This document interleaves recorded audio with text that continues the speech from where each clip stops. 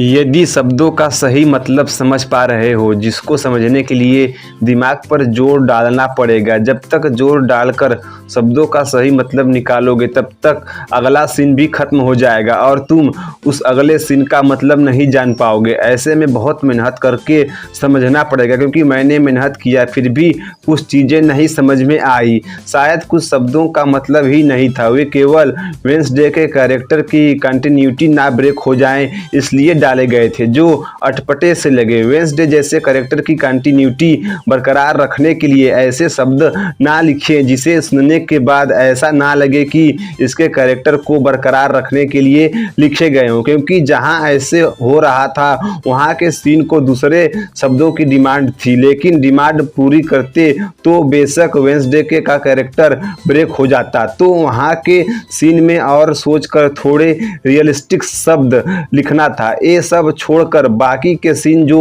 समझ में आते हैं वे काफ़ी मज़े देते हैं और स्क्रीन से चिपका लेते हैं। वेडनेसडे के चाचा को देखकर मज़ा आया, वे मज़ा चुसा रहे थे। बस वेडनेसडे के इन्वेस्टिगेशन को ध्यान से देखना, मज़ा चाट लोगे। लेकिन ये 4 एपिसोड ही था तो कहानी मोड़ पर ख़त्म हुई है और 3 सितंबर का इंतज़ार करना, उस दिन 4 एपिसोड और आएंगे। सब्सक्राइब कर लो।